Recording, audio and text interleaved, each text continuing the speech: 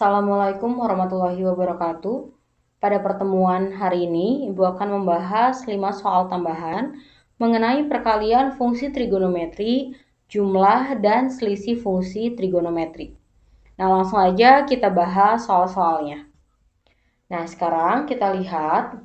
Di sini ada soal nomor 1. Diketahui ada perkalian dua buah fungsi trigonometri dibagi dengan perkalian dua buah fungsi trigonometri. Nah, ini ada yang atas sama yang bawah. Lalu dia dikurangi dengan 5 tangan X tambah 5 sama dengan 0. Katanya persamaan ini memiliki solusinya X1 dan X2. Nah, yang ditanyain berapa sih tangan X1 tambah X2. Nah, jadi untuk jenis soal ini udah mulai kombinasi antara perkalian fungsi trigonometri, lalu ada juga jumlah dan selisih sudut di materi awal. Artinya apa? Nah, artinya ketika kita sudah mempelajari rumus di paling awal, ketika kita masuk di rumus paling akhir, bukan berarti rumus di awal itu akan hilang. Justru itu akan menjadi dasar untuk materi selanjutnya. Nah, seperti apa? Sekarang kita lihat. Nah, langkah awalnya di sini kalian boleh, misalkan Bu, saya punya ide ini pengen pakai rumus perkalian diubah menjadi penjumlahan fungsi trigonometri, boleh nggak? Boleh-boleh aja. Itu kembali lagi terserah kalian. Cuman kita lihat, ini kan yang dibicarakan itu di soalnya aja diminta tentang tangan. Lalu di sini ada variabel tangan. Nah, jadi kalau saran dari Ibu, sebaiknya gimana caranya kita munculkan unsur tangan. Nah, seperti apa? Nih, kita lihat. Jelas di sini ada sin X dibagi dengan cos X dengan sudut yang sama. Lalu di sebelah sini ada cos 2X dibagi dengan sin 2X. Sehingga dari sana Ibu akan ubah bentuknya menjadi 2 kalinya tangan X. Nah, dikali dengan kotangan, hati-hati sudutnya 2X. Dikurangi dengan 5 kalinya tangan X ditambah 5 sama dengan 0. Nah, kita lihat di sana ada kotangan 2X. Harus kita apakan? Nah, kita ingat nih rumus yang sebelumnya di sudut rangkap. Kan kita tahu nih, ini Ibu tulis di sebelah sini ya. Kita tahu kalau yang namanya kotangan dari 2X itu adalah 1 dibagi dengan tangan X. Tangan 2X maksudnya. Nah, artinya apa? Artinya untuk rumus dari kotangan 2X itu kita tinggal balik susunan aja dari rumus tangan 2X. Sehingga penyebutnya di atas, pembilangnya di bawah. Nah, jadi rumusnya menjadi 1 dikurangi dengan tangan kuadrat X dibagi dengan 2 kalinya tangan X. Nah, jika kalian sampai sekarang masih belum hafal si rumus dari sudut rangkapnya, coba kalian pelajari lagi. Karena semua rumus itu akan berkaitan dan tetap akan muncul. Nah, ini rumus yang akan kita gunakan. Sehingga di sini bentuk yang tadi kotangannya akan Ibu ubah. Berarti menjadi 2 kalinya tangan X. Nah, dikali dengan kotangan 2X. Artinya ini harus kita pakaiin kurung ya. Dikali 1 dikurangi dengan tangan kuadrat X dibagi lagi dengan 2 kalinya tangan X.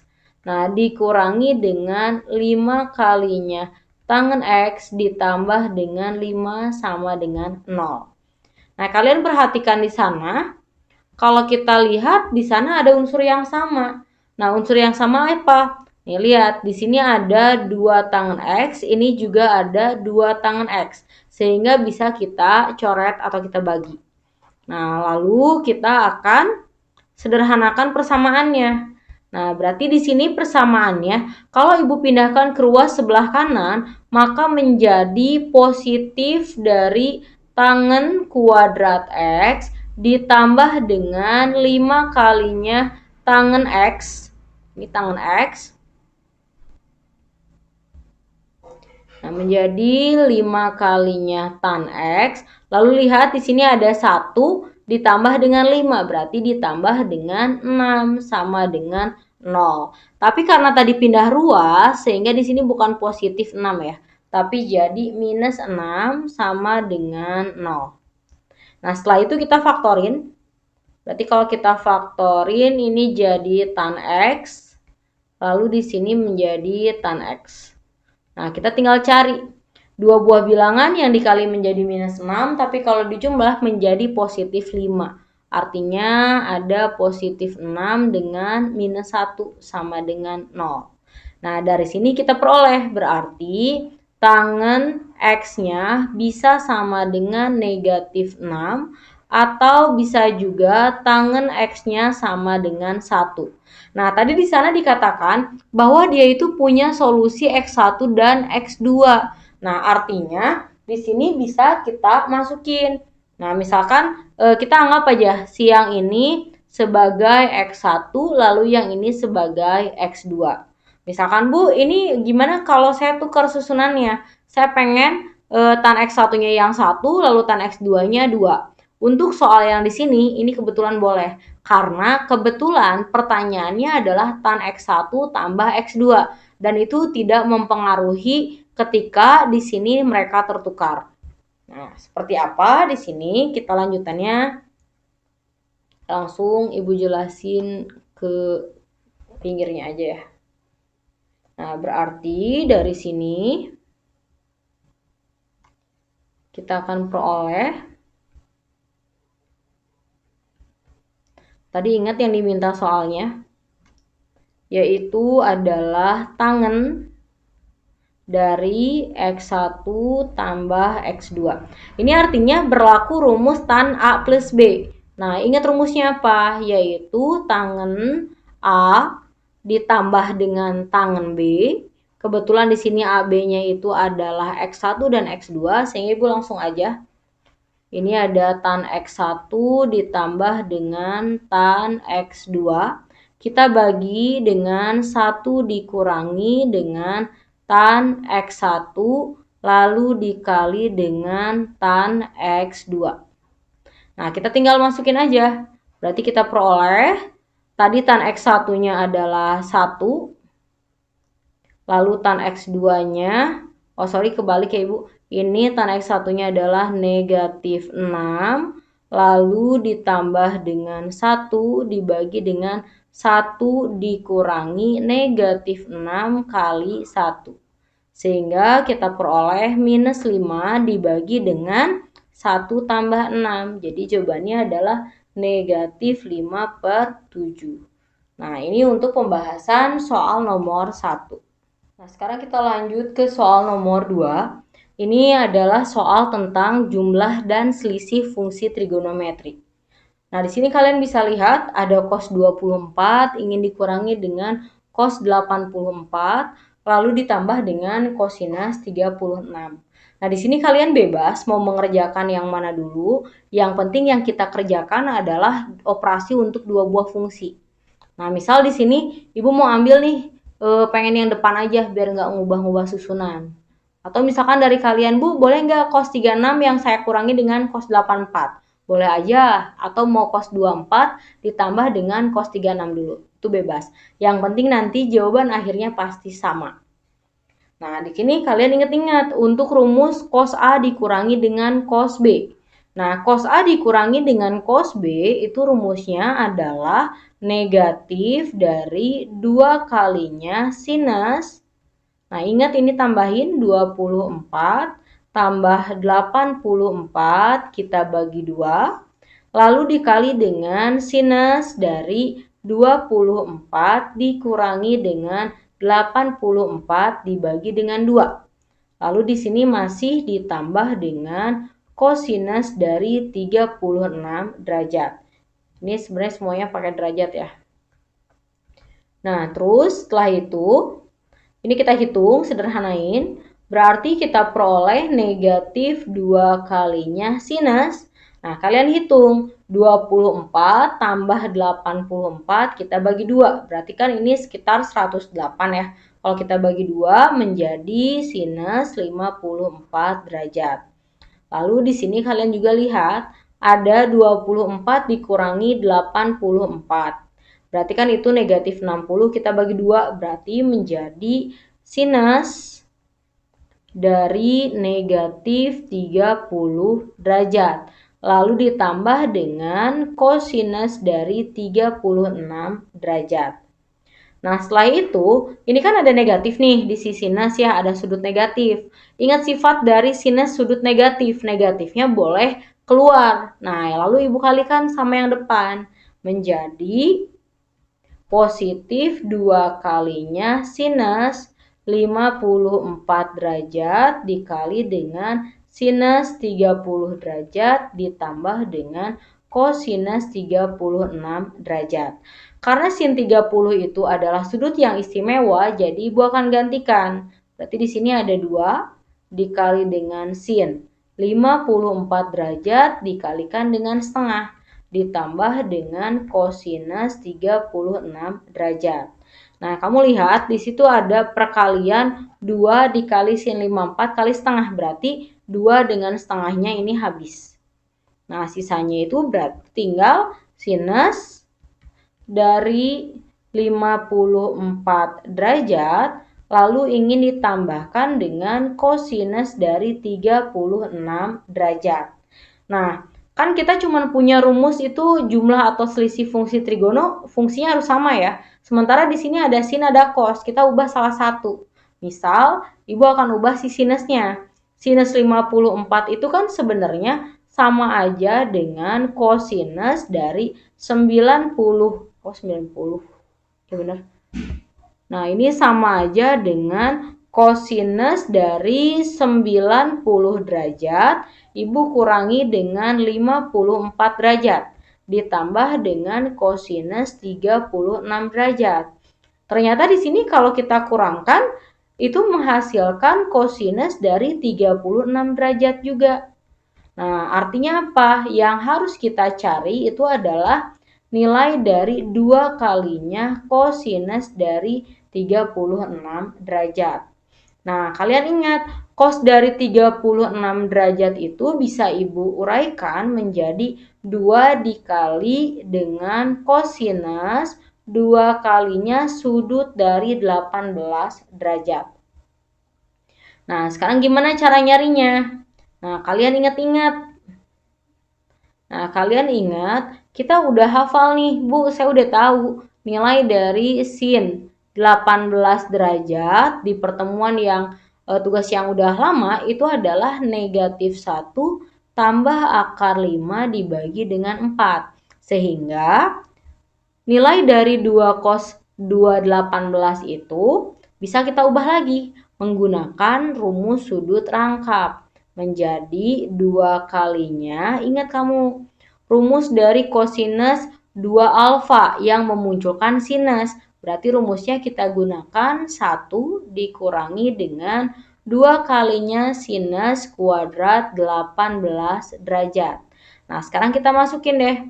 Jadi 2 dikali 1 dikurangi dengan 2. Sinnya adalah min 1 tambah akar 5 dibagi dengan 4. Lalu kita kuadratin. Nah, berarti di sini kita sederhanain dulu yang di dalam kurung. Ini misalkan Ibu tetap 1 dulu, lalu dikurangi 2. Nah, ini min 1 tambah akar 5 kuadrat, yaitu 1 dikurangi 2 akar 5 tambah 5 dibagi dengan 16. Nah, setelah itu kamu lihat, di sana ada 2 dengan 16. Nah, 2 dengan 16 ini bisa kita coret. Berarti di sini tinggal 8. Nah, angka satunya kita akan samakan penyebutnya menjadi 8 juga. Sehingga diperoleh 2 kalinya 8. Ini penyebutnya langsung 8. Di sini berarti untuk 1, 8 per 8. Nah, kamu lihat, ini ada 1 tambah 5 berarti 6 kan? Berarti ini dikurangi dengan 6. Lalu minus kali minus jadi plus. Plus 2 kali akar 5. Atau kalau kita sederhanakan di sini menjadi 2 kalinya. Tapi biar lebih sederhana, ini mau Ibu coret lagi si 8-nya. Ini 2-nya kita coret, berarti di sini tinggal 4. Nah, kalau kita sederhanakan, Maka kita peroleh 2 lalu ditambah dengan 2 akar 5 per 4 yang kita sederhanakan menjadi 1 tambah akar 5 per 2. Nah, ini langkah pengerjaan kalau ada jumlah atau selisih fungsi trigonometri lebih dari 2 buah fungsi.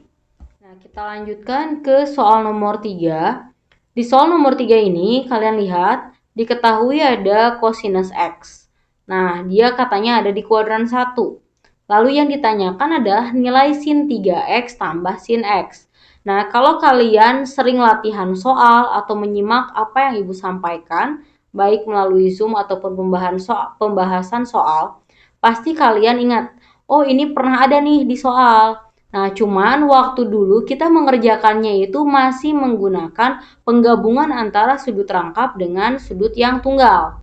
Artinya apa? Sin 3X ini dulu kita kerjakannya menggunakan sinus 2X tambah X.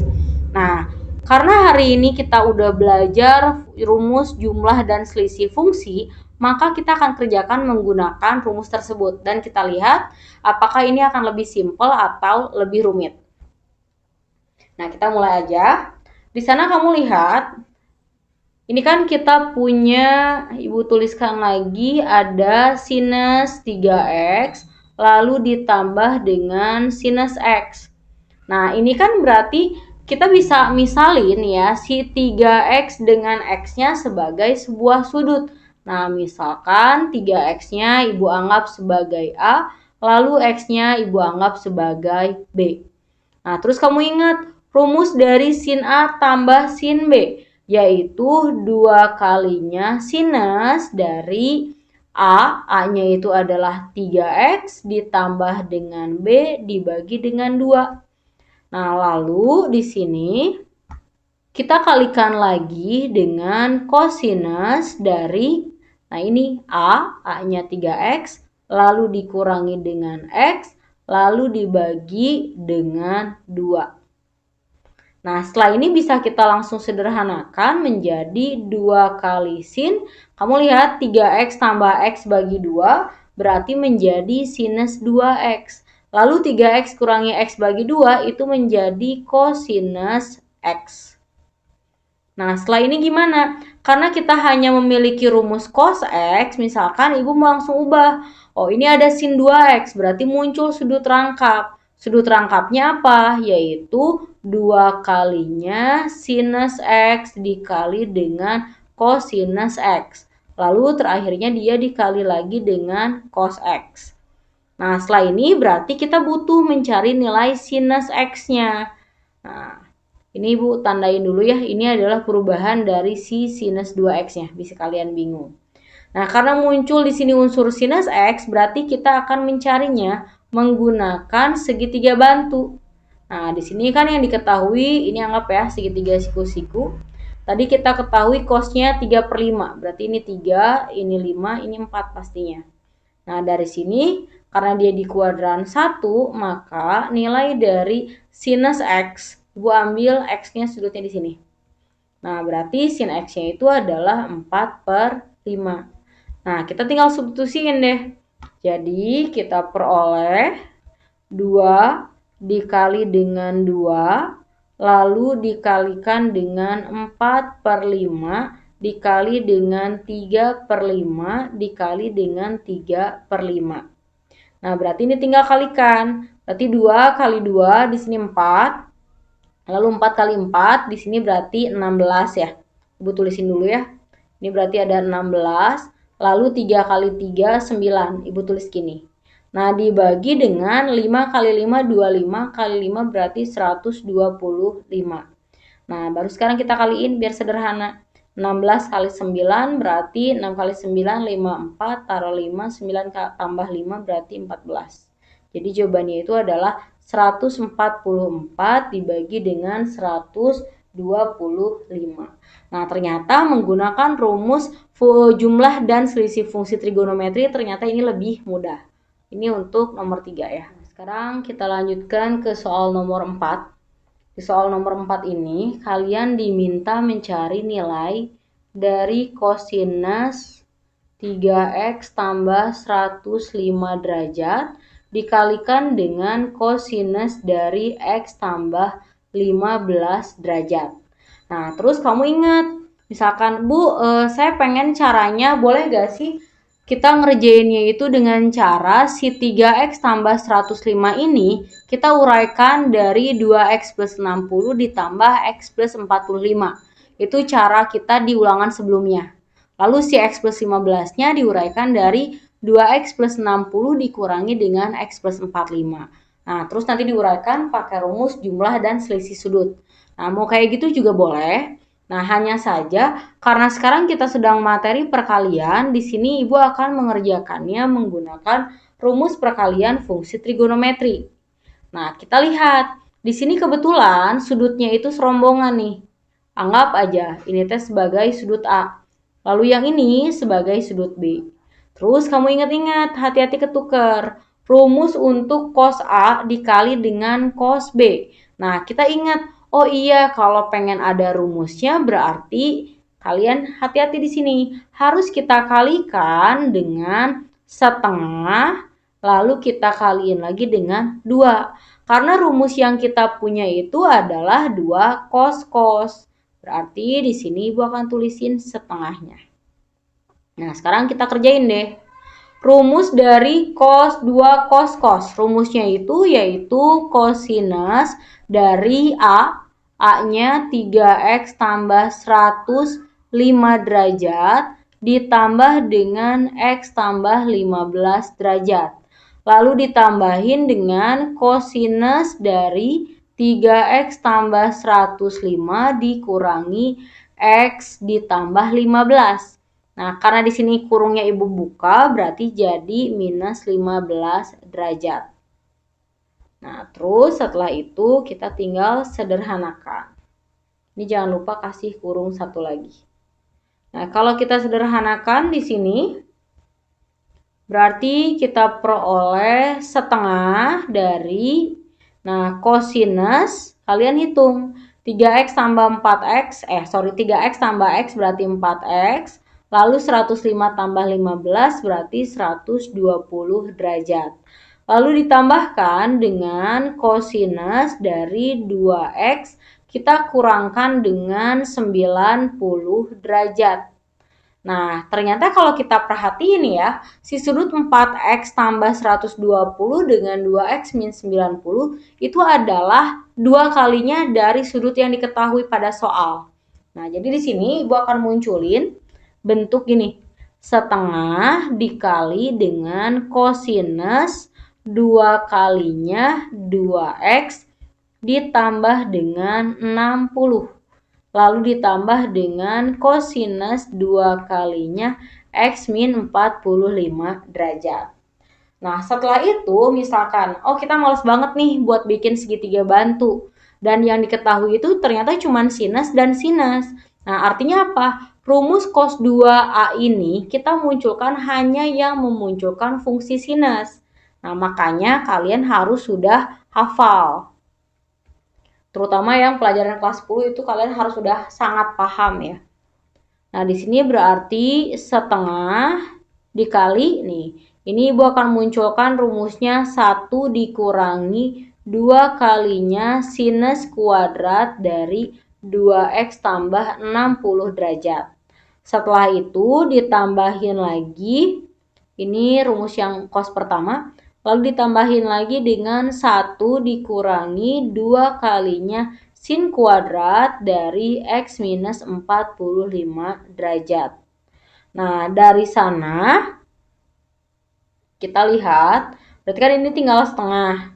Nah, lalu kamu lihat ini ada 1 ditambah 1 berarti jadi 2. Terus dikurangi dengan 2. Sin kuadrat 2x plus 60 berarti artinya adalah a kuadrat. Lalu ini ada sin kuadrat x min 45, artinya adalah min b kuadrat kan? Karena dikali 2 jadi negatif 2b kuadrat.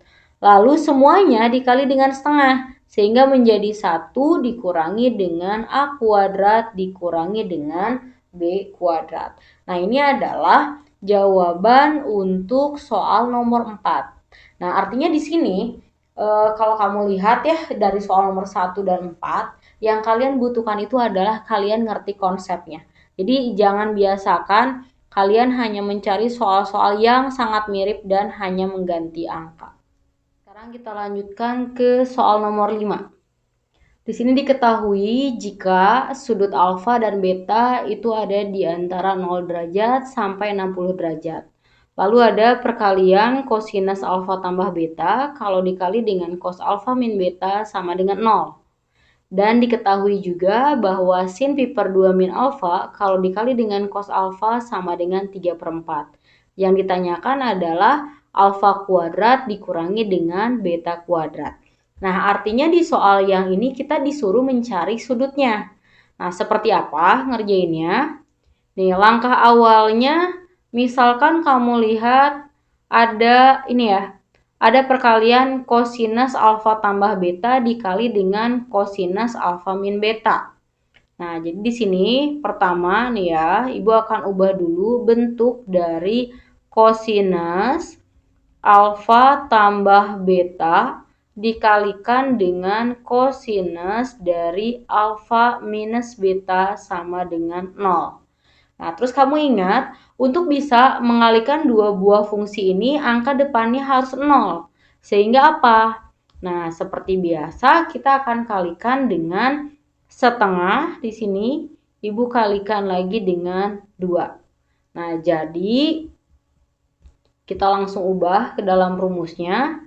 Ini sama aja dengan setengah dari kosinus.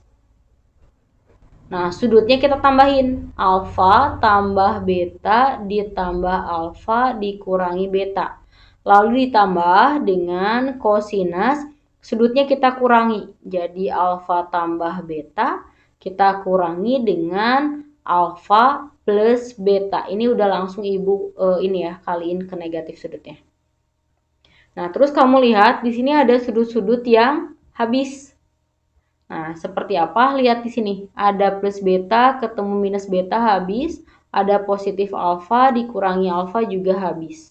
Nah, sehingga kalau kita jumlahkan di sini menjadi setengah dari kosinus 2 alfa lalu ditambah dengan kosinus 2 beta.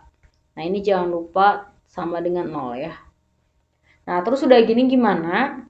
Nah, kamu ingat-ingat bahwa cos 2 alfa dan kosinus 2 beta itu adalah sudut rangkap ya. Nah, sehingga di sini harus kita ubah bentuknya.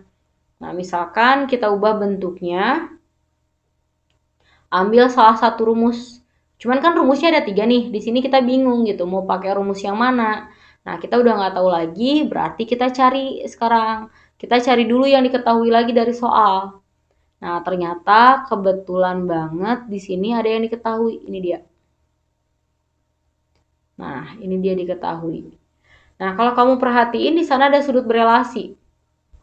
Di sini ada pi per 2 min alfa. Ingat, sinus 90 derajat dikurangi alfa, dia itu berrelasi dengan kosinus dari alfa. Lalu di sini ada cos alfa lagi, berarti Ibu kaliin dengan cos alfa sama dengan 3/4. Nah, dari sini kita peroleh berarti ada kosinus kuadrat alfanya sama dengan 3/4. Atau berarti kalau kita mau nyari kosinus alfanya, di sini kan harusnya plus minus ya. Cuman tadi kan udah dibilang bahwa si alfa itu sudutnya di antara 0 derajat sampai 60 derajat. Berarti dia di kuadran 1. Jadi di sini langsung Ibu ambil dia positif ya. Positif dari akar 3/4. Tapi 4-nya di dalam akar. Nah, akar 4 kan 2 nih. Jadi Ibu langsung ambil akar 3/2. Nah, terus kamu ingat-ingat nilai kosinus yang sama dengan akar 3/2 T berapa derajat? Berarti kan ini sama dengan 30 derajat ya. Nah, 30 derajat itu sama aja dengan pi per 6. Nah, kalau udah dapat satu unsur itu, sekarang kita balik lagi. Berarti kita harus mencari tujuannya sekarang adalah sudut beta. Nah, di sini ada cos 2 alfanya. Tadi kita udah dapat cos alfa. Berarti ingat rumusnya, kita ubah. Berarti pakai rumus 2 kalinya kosinus kuadrat alfa dikurangi dengan 1. Nah, di sini ada kosinus 2 beta. Nah, gimana caranya? Kita boleh juga ubah lagi kayak barusan. Berarti ditambah lagi dengan 2 kalinya kosinus kuadrat beta dikurangi 1 sama dengan 0. Nah, lalu kedua ruas kita kali 2. Nah, kalau kita kaliin 2 di sini setengahnya hilang, tapi 2 kali 0 tetap 0. Jadi, kita peroleh 2 kalinya kosinus kuadrat alfa ditambah dengan 2 kosinus kuadrat beta dikurangi 2 sama dengan 0. Nah, kita masukin aja, berarti di sini kita peroleh 2 kali cos kuadrat alfa. Tadi udah ada cos kuadrat alfa sama dengan 3/4. Dari mana? Ini dia. Nah, terus si sudut beta kita mau nyari, berarti ya udah diemin aja di sini. Jadi 2 cos kuadrat beta dikurangi 2 sama dengan 0. Nah, ini kita hitung. 2 dikali dengan 3/4 itu menjadi 3/2. Lalu ditambah dengan 2 kalinya cos kuadrat beta. Dikurangi 2 artinya dikurangi 4/2 sama dengan 0. Sehingga diperoleh 2 kali cos kuadrat beta itu sama dengan setengah ya. Nah, atau di sini kita peroleh kosinus kuadrat betanya sama dengan, nah ini sama dengan 1/4. Karena tadi dia kuadrat, berarti kita tahu bahwa kosinus betanya itu sama dengan setengah. Nah, terus kamu ingat-ingat, nilai kosinus yang sama dengan setengah itu ada di berapa derajat?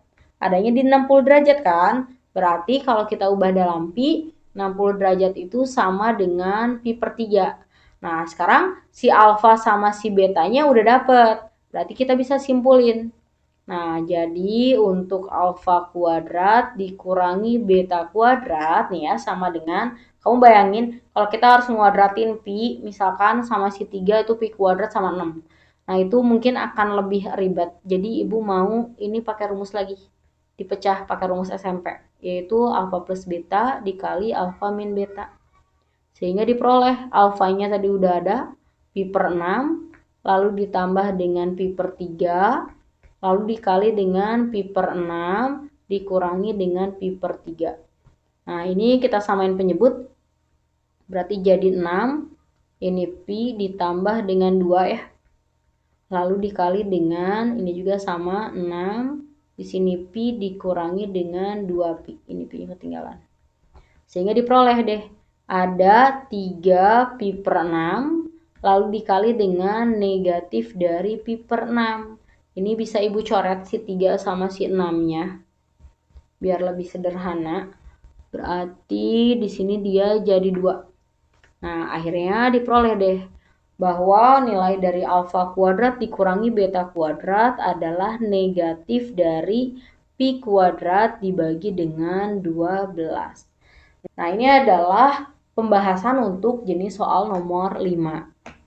Nah, kalian bisa lihat dari soal nomor 1 sampai soal nomor 5 itu jenis soalnya semuanya berbeda kan. Tapi yang sama itu ada di konsepnya. Jadi untuk bisa mengerjakan soal beraneka ragam, artinya kalian harus menguasai konsep dimulai dari trigonometri kelas 10 itu sebagai dasar banget.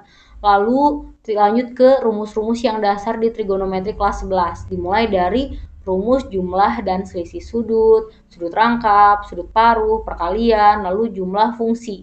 Nah, karena semuanya itu saling berkaitan. Ketika kalian nanti lemah atau lupa di kelas 10 itu juga akan menghambat di pelajaran kelas 11. Jadi saran ibu kalian buka kembali buku kelas 10, lalu pahami juga materi kelas 11-nya.